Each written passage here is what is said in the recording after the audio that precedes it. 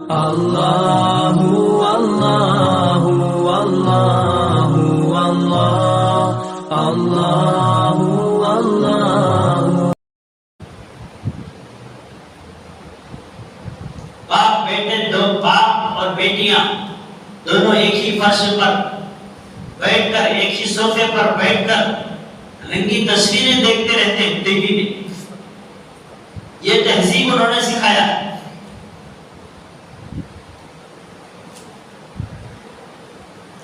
اور چھٹواں حق جو اسلام نے عورت کو دیا ہے وہ ہے مردوں کی طرح عورتوں کو بھی حق ملکیت عطا ہو جائے۔ عورت ایک تو خود سے کما بھی سکتی ہے، اور اسی کے ساتھ ساتھ جب باپ مر جاتا ہے تو جس طرح اس کی وراثت میں بچوں کو یعنی لڑکوں کو حق ملکیت عطا ہوتی ہے، اسی طرح عورت کو بھی کیا ہے، اس کی ملکیت کا مالک بنایا۔ مرد ہو تو لڑکی کے دو لڑکیوں کے برابر ایک حصہ، اور اگر لڑکی ہے تو ایک حصہ۔ یہ طے کرنے والا بھی کون ہے؟ اسلام ہے، تاکہ اسے برابر کا حق ملے۔ اور یہ جو کم عورت کا حق کم اور مرد کا حق زیادہ جو طے کیا گیا ہے، وہ بھی کیا ہے، انصاف پر مبنی ہے۔ بعض لوگوں کو یہاں پر بھی اعتراض ہوتا کہ دیکھو بھی اسلام میں مرد بچے کو 2 حصے، عورت بچی کو 1 حصہ۔ سمجھ نہیں بات؟ جبکہ ہونا تو یہ چاہیے تھا کہ جتنا حصہ مرد کو ملتا اتنا حصہ عورت کو بھی دیا جاتا۔ اگر یہ یونیفارم سول کوڈ اگر نافذ ہو گیا تو کیا ہے، یہی سب ہونے والا ہے۔ سمجھ رہے بات؟ مرد کو زیادہ عورت کو کم اس لیے رکھا گیا کہ مرد کو باپ صرف اور صرف باپ کی پراپرٹی میں حصہ ملتا سو۔ سمجھ رہے بات؟ باپ مریا تو مرد کو کیا ہے، کیا ملتا ہے، وراثت ملتی ہے۔ اس کے علاوہ کسی اور کے مرنے سے اسے وراثت میں حصہ نہیں ملتا، لیکن عورت کو 4 جگہ سے ملتا ہے۔ کتنی جگہ سے؟ 4 جگہ سے۔ باپ مرا تو بھی حصہ ملتا، شوہر مرا تو بھی حصہ ملتا، بھائی مرا تو بھی حصہ ملتا، ماں مری تو بھی حصہ ملتا۔ تو کتنے حصے ہو گئے اس کے؟ 4 حصے۔ مرد کو کتنا مل رہا؟ 1 حصہ۔ تو کسے حصہ زیادہ ہے؟ عورت کو زیادہ ہے۔ سمجھ رہے بات؟ اعتراض صرف ایک کا دکھا کر کیا جاتا ہے۔ عقل کے اندھے وہ سمجھ لے کو کیا ہے، اسلام کو برا بھلا بولتی۔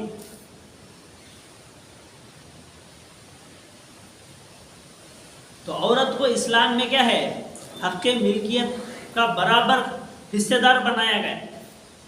پہلے کیا تھا، اسلام آنے سے پہلے عورت کو دنیا میں کسی بھی قسم کا ویلیو حیثیت حاصل نہیں تھی۔ سمجھ رہے ہیں بات؟ اگر جیے گی تو غلام بن کر جیے گی، مرے گی تو لاوارث مرے گی، ایسا حساب کتاب تھا اسلام آنے سے پہلے۔ ان تمام چیزوں کو اللہ تبارک و تعالی باطل قرار دے کر اسے جتنا عزت ملنا چاہیے تھا، جتنا اس کا حق ہے، وہ تمام حقوق اسے عطا کیے۔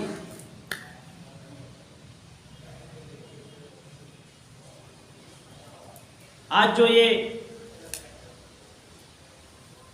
ہمیشہ یہ بولا جاتا ہے کہ یونیفارم سول کوڈ ہونا چاہیے، کہ جس طرح عورت مرد طلاق دے سکتا ہے اسی طرح عورت کو بھی طلاق دینے کا حق ہونا۔ سمجھ میں آ رہا؟ اسلام میں صرف عورت مرد ہی کو طلاق کا حق اس لیے دیا گیا کہ عورت کے مقابلے میں مرد جلد باز نہیں ہے، عورت جلد باز ہے۔ اگر یہ جو اتھارٹی ہے طلاق کا اگر عورت کو دیا جاتا تو کوئی بھی مرد شادی شدہ نہیں ہوتا دنیا میں، خصوصاً مسلمانوں میں۔ معلوم ہو رہا، صبح میں شوہر تو شام میں کیا ہو جاتا، وہ عورت سے آزاد ہو جاتا۔ شام میں نکاح ہوا تو پھر صبح میں آزاد ہو جاتا. اتنے طلاقاں ہوتے دنیا میں. اور عدت جو اسلام میں عورت کے لیے جو عدت مقرر کی ہے وہ پاکیزگی کے لیے ہے. اسلام پاک مذہب ہے. کسی کا شوہر طلاق دے تو وہ 3 مہینے تک کیا کرے؟ انتظار کرے. 3 مہینے کے بعد کسی اور کے نکاح میں جائے. یہ جو قانون بنایا گیا ہے، یہ جو اصول بنایا گیا ہے عدت گزارنے کا، یہ چپکے چپکے نہیں ہے. سمجھ میں آ رہا کہ ہو سکتا ہے کہ اس کا مادہ منویہ اس کے رحم میں ہو، اور ہو سکتا ہے کہ ان 3 مہینوں میں وہ حاملہ ہو جائے. سمجھ رہے ہیں بات؟ اگر الگ ہوتے ہی فوراً نکاح کر دیا جاتا تو اس کا مادہ منویہ اس کا مادہ منویہ مل کر کیا ہوتا؟ ثابت ہی نہیں ہوتا کہ یہ بچہ کس کا ہے، اہل شوہر کا ہے کہ اب کا ہے. تو کتنے بڑے بڑے فتنے فساداں ہوتے. اس لیے عورت کو یہ حکم دیا کہ 3 مہینے تک انتظار کریں گے آپ، اس کے بعد نکاح ہوگا. شوہر کے مرنے کے بعد 4 مہینے 10 دن تک ایک عورت عدت گزارے گی. اس لیے کہ ہو سکتا ہے کہ اتنے سال جو اس کے ساتھ زندگی گزاری ہے اس کا مادہ منویہ ابھی بھی تیرے رحم میں موجود ہو، اسے پہلے پاک ہونے دے. سمجھ میں آ رہا؟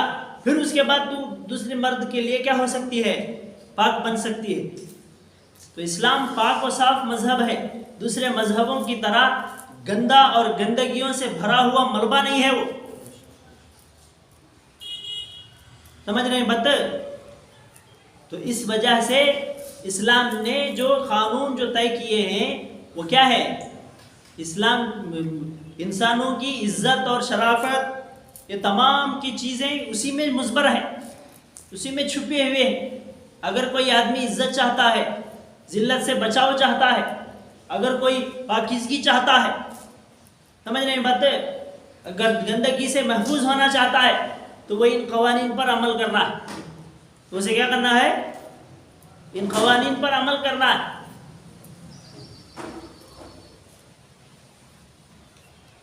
اللہ ہم سب کو سمجھ نصیب فرمائے. آج یہ طریقے کو چھوڑ ڈال کو وہ طریقے ہم نہ کیا لگتے ہیں؟ اچھے لگتے ہیں. جبکہ وہ طریقوں میں کیا ہے؟ گندگی میں پھر گندا ہے وہ. صرف گندا ہی نہیں بول سکتے، وہ گندا در گندا. اور اسلام کا جو طور طریقہ ہے وہ احسن میں احسن ہے. سمجھ رہے ہیں بات؟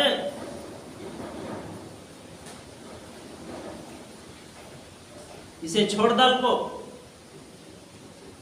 جس طرح ایک بھکاری بھیک مانگتا ہے، اسی طرح کیا ہے وہ جو ان کے جو غیر درست اور غیر مناسب اور غیر معقول جو طریقے ہیں اسے کیا ہے اپنی زبان سے رال ٹپکاتے ہوئے اس کی طرف دیکھتے ہیں. سمجھ رہے ہیں بات؟ اگر وہ طریقہ ہمارے میں ہوتا تو کتنا اچھا ہوتا. سمجھ رہے ہیں بات؟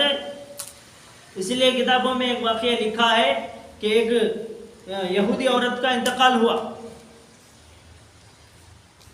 اور اسی کے آس پاس میں 1-2 دن آگے پیچھے ایک کسی نیک آدمی کا انتقال ہوا. جب کسی وجہ سے دونوں کی بعد میں خبر کھو دی گئی تو دیکھا کہ جو نیک مرد تھا، جو نمازی تھا، اس کا چہرہ قبلے سے پھرا ہوا تھا. جو کیا ہے جو یہودی عورت تھی جس کا مذہب اسلام سے کوئی تعلق نہیں تھا، اس کا چہرہ قبلے کی طرف تھا اور تر و تازہ تھا. جب تحقیق کی گئی تو پتہ چلا کہ یہ جو نماز پڑھنے والے نمازی حضرت تھے وہ ہمیشہ یہ دل میں سوچتے تھے کہ کیا ہے اسلام میں جنوبی ہونے کے بعد کیا حکم دیا گیا ہے؟ پاک ہونے کا حکم دیا گیا ہے، غسل کرنا، چاہے عورت ہو چاہے مرد ہو. سمجھ رہے ہیں بات؟ ناپاک ہونے کے بعد پاک ہونے کا حکم ہے. تو اسے وہ کیا سمجھتے تھے؟ غیر مناسب سمجھتے تھے. سمجھ رہے ہیں بات؟ جو یہودی عورت تھی اسے یہ طریقہ اچھا لگتا تھا، اس لیے مرنے کے بعد کیا ہے دونوں کا انجام اپنے اپنے سوچ کے حساب سے ہو گیا. سمجھ رہے ہیں بات؟ تو اسلام کا جو قانون ہے، اسلام کے جو احکامات ہیں وہ اللہ کے بنائے ہوئے. سمجھ میں آ رہا؟ اس میں کون سا اچھا ہے کون سا خراب ہے، ایک انسان کے لیے کون سا طریقہ سب سے اچھا ہے وہ ہمارے سے زیادہ اللہ کو معلوم ہے. سمجھ رہے ہیں بات؟ اسی لیے یہ قوانین بنائے گئے، ایک لا بنائی گئی، ایک شریعت بنائی گئی، اسی کو دین اسلام کہا گیا. ان الدین عند اللہ الاسلام. اور اسی طرح عورت کو جو دوسرے حقوق دیے گئے وہیں پر یہ حق بھی دیا گیا کہ وہ معاشرہ جہاں بیٹی کی پیدائش کو ذلت اور رسوائی کا سبب قرار دیا جاتا تھا، اسلام نے بیٹی کو نہ صرف احترام اور عزت کا مقام دیا بلکہ اس سے وراثت کا حقدار بھی بنایا. سمجھ رہے ہیں بات؟ اسے عزت بھی دی، اسے ذلت سے بچایا اور پوری دنیا کے گندے اور غلیظ ذہنوں سے غلیظ نظروں سے بچا کر، سمجھ میں آ رہا، پاک و صاف کیا. اور اسی کے ساتھ ساتھ مردوں کے برابر اسے بھی کیا دیا، وراثت میں حقدار بنایا. پہلے ایسا نہیں تھا، صرف مرد حضرات ہی اپنے اپنے حصے باپ کی وراثت میں تقسیم کر لیتے تھے. اسلام نے کہا کہ نہیں، ایسا نہیں ہے، یہ غلط ہے. جس طرح آپ کو وراثت میں حصہ مل رہا ہے اسی طرح عورت کو بھی ملنا چاہیے.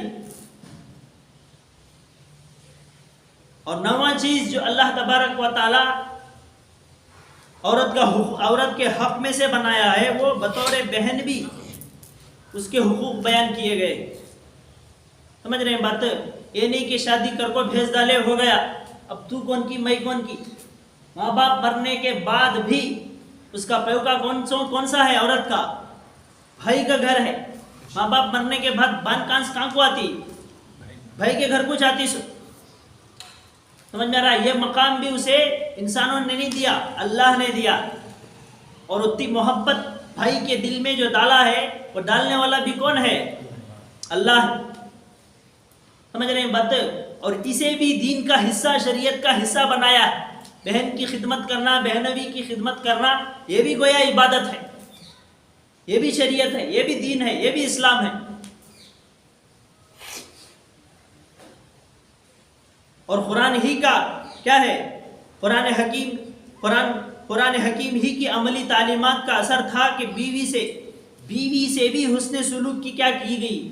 تلقین فرمائی گئی. سمجھ رہے ہیں بات؟ یہ غزوہ تھا، اللہ کے نبی صلی اللہ علیہ وسلم کے زمانے میں غزوے کی تیاری ہو گئی. وہ صحابی کا نام غزوے میں لکھ لیا گیا. اب غزوے کو نکلنا شام میں صبح میں، ایسے وقت میں وہ صحابی آ کر فرمانے لگے کہ اللہ میں تو غزوے میں آنا چاہتا ہوں لیکن میری بیوی حج کو جانا چاہتی ہے، اب آپ ہی بتائیں کہ میں کیا کروں. تو اللہ کے نبی صلی اللہ علیہ وسلم نے فرمایا غزوہ کرنے کے لیے اور بھی بہت سارے ہیں لیکن آپ کی بیوی کے ساتھ جانے کا حق صرف تمہارا ہے، تم جاؤ. سمجھ رہے ہیں بات؟ تو یہ اسلام ہے جو جس نے کیا ہے اتنا مقام عطا فرمایا عورت کو. سمجھ رہے ہیں بات؟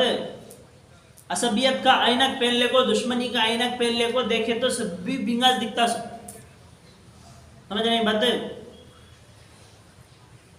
اور اسی طرح حضور صلی اللہ علیہ وسلم نے خواتین کے لیے بھی اچھی تعلیم اور اچھی تربیت کو کیا ہے اتنا ہی اہم ضروری قرار دیا جتنا مرد کے لیے ہوتا ہے. جس طرح مرد کو پڑھانا آپ کے اوپر، ماں باپ والدین کے اوپر کیا ہے فرض اور ضروری ہے، اسی طرح عورت کو بھی کیا ہے پڑھوانا لکھوانا، اس کی تعلیم و تربیت کا انتظام کرنا اور اسے اچھے شوہر کا انتظام کر کے اسے کیا ہے دوسرے کے گھر روانہ فرمانا. یہ سب کس کے ذمے ہے؟ یہ والدین کے ذمے ہے. اور اسے بھی دین کا حصہ بنایا گیا، اسے بھی شریعت کا، اسلام کا حصہ بنایا گیا تاکہ انسان کیا ہے اسے بطور شوق، بطور رغبت کرے، بوجھ سمجھ کر نہ کرے. اسی لیے حدیث میں فرمایا گیا کہ جو آدمی جس کی کسی کے 2 لڑکیاں ہوں ان کی وہ اچھی تعلیم اور اچھی تربیت کرے اور اس کے بعد اچھے جوڑے کا انتظام کر کے، اچھے شوہر کا انتظام کر کے اس کا نکاح کر دے تو کیا ہے وہ جنت میں اس طرح ہوگا جس طرح یہ 2 انگلیاں آپس میں ہوتے ہیں. سمجھ میں آ رہا؟ تو یہ خوشخبری اللہ کے نبی صلی اللہ علیہ وسلم نے سنائی. تو اسلام کیا ہے؟ عورت کے حقوق کا مخالف نہیں ہے. بلکہ محافظ ہے. سمجھ رہے ہیں بات؟ اسے ہم نہ سمجھ میں نہیں آ رہا ہے تو اس کی مطلب کیا ہے؟ ہمارے اندر عقل کی کمی ہے. سمجھ رہے ہیں بات؟ عقل کے ہمیں اندھے ہو گئے، اس لیے ہم نہ اپنے اسلام کے طور طریقے سے محبت نہیں ہے، بلکہ اوروں کے طور طریقے سے ہمیں محبت ہے، جس کی بنا پر یہ مصیبتیں ہمارے اوپر آ رہی. اسی لیے فرمایا، میں اس سے پہلے کی کتاب میں فرمایا کہا تھا کہ جب راستے پر چلنا بند کر دیا جائے